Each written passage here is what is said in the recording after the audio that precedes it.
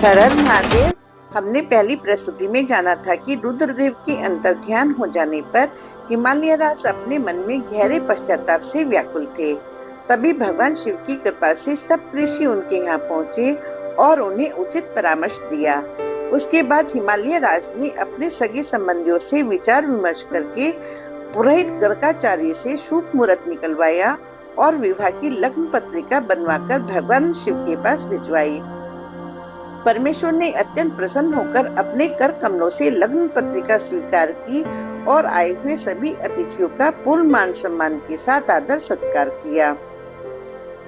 सेवकों से शिव की अत्यधिक प्रशंसा सुनकर हिमालय राज हर्ष से भर उठे और विवाह की तैयारियों में जोर शोर से जुट गए। उन्होंने विश्वकर्मा जी को बुलवाकर नगर की भव्य सजावट और समस्त व्यवस्था करने का अनुरोध किया और अपने सभी सगे संबंधियों को निमंत्रण भिजवाकर उत्सुकता से उनके आने की प्रतीक्षा करने लगे। हिमालय राज का निमंत्रण मिलते ही उनके सभी सगे संबंधी पर्वत, विंध्याचल, सुमेरु आदि तथा दूसरे द्वीपों के पर्वत और सोनभद्र नद और नदियां सुंदर नर नारी का दिव्य रूप धारण करके अपने अपने परिवार और अद्भुत भेंट सामग्रियों के साथ हिमालय राज के नगर पहुंच गए। हिमालय राज ने भी बहुत मन से अपने सभी अतिथियों का आदर सत्कार किया और उन्हें सुंदर आवास गृह में ठहराया।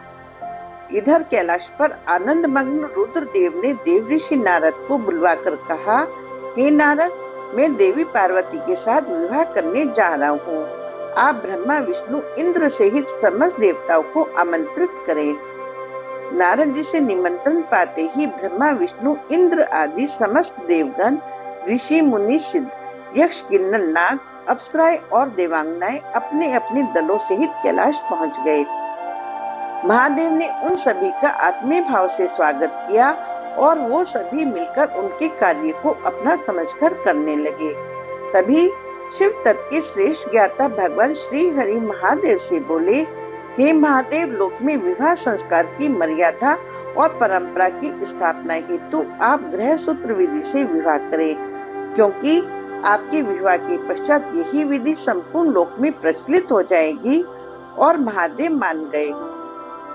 सातों मातृकाओं ने मिलकर भगवान रुद्र का अद्भुत श्रृंगार किया। रुद्रदेव की इच्छा से उनके शरीर पर विराजमान सर्प दिव्य आभूषण बन गए। बागंबर रेशमी वस्त्र में परिवर्तित हो गया तो चंद्रमा मणि जड़ित अलौकिक मुकुट, शरीर पर लगी भस्म, सुगंधित चंदन और कंठ का नागमणि जड़ित हार, सभी देव, दानव, यक्ष, किन्नर, नाग, देवांगनाएं और अप्सराएं महादेव को घेरकर खड़े हुए थे। ब्राह्मणों ने नंदी आदि श्राद्ध और नवग्रहों का पूजन किया तो मातृकाओं ने भगवान रुद्र की नजर उतारी।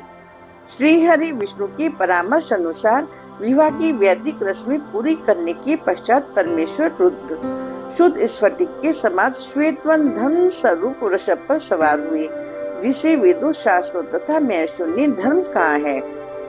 परमेश्वर के वृषभ पर सवार होते ही शत्रु को भयभीत करने वाली स्वर्ण आभूषणों से सुसज्जित चंडिका देवी रुद्रदेव की बहन बनकर उनके आगे नाचते हुए चलने लगी और उनके आगे भगवान रुद्र के असंख्य गण शंखकर्ण, विशाखा, गणेश्वर, विरूपाक्ष, क्षेत्रपाल और भैरव आदि भी प्रेम और उत्साह के साथ आगे चल रहे थे।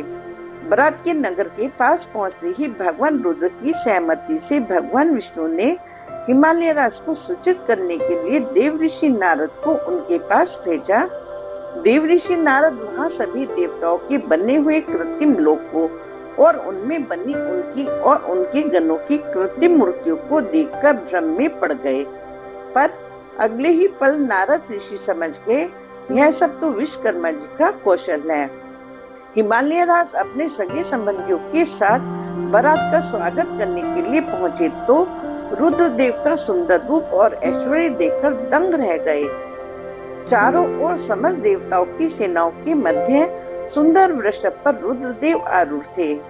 उनके वाम भाग में श्री विष्णु, दक्षिण भाग में ब्रह्मा और पीछे देवराज इंद्र विराजमान थे। अनेकों देवता हाथों में च्यवन लेकर उनकी सेवा कर रहे थे और आठों सिद्धियां नृत्य, ऐसा अद्भुत दिव्य और अलौकिक दृश्य देखकर हिमालय राज आनंद विभोर हो उठे। उन्होंने अपने सौभाग्य की सराहना करते हुए श्रद्धा से सिर झुकाया और रुद्रदेव सहित समस्त बरातियों के चरणों में नतमस्तक हो गए। महल वापस लौटकर उन्होंने देवी मैना से रुद्रदेव के अद्भुत वैभव और सौंदर्य का वर्णन किया, जिसको सुनकर देवी मैना गर्व और उल्लास से भर उठी। अपने दामाद के वैभव और ऐश्वर्य को देखने के लिए लालायित मैना देवऋषि नारद के साथ अपने महल की अटारी पर चली गई। मैना के अहंकारी भावों को जानकर महादेव श्री विष्णु से बोले, हे हर, आप अपने साथ सभी को लेकर आगे आगे चलिए, हम पीछे से आएंगे। भगवान विष्णु उनकी आज्ञा का पालन करते हुए रुद्रदेव को उनके गणों के साथ अकेला छोड़कर बाकी सभी को लेकर आगे आगे चलने लगे। सबसे आगे विभिन्न वाहनों पर विराजित होकर बाजे गाजे के साथ पताकाएं लहराते हुए सजे धजे वसु आदि गंधर्व, फिर मन्नी गिरवादी यक्ष, यमराज वायु कुबेर, चंद्रमा सूर्य रघु आदि मुनीश्वर और ब्रह्मा जी आए। वो सभी एक से बढ़कर एक सुंदर रूप और गुणों से संपन्न थे। इनमें से प्रत्येक दल के स्वामी को देखकर गर्व से भरी मैना देवऋषि नारद से पूछती, क्या यह मेरी गिरिजा के स्वामी हैं? और जब देवऋषि नारद उन्हें बताते कि नहीं देवी, यह तो उनके अधीन है, तब देवी मैना यह सोचकर और अधिक गर्वित हो जाती कि जिनके सेवक कितने सुंदर और ऐश्वर्य संपन्न हैं, तो वो स्वयं कितने सुंदर और वैभवशाली होंगे।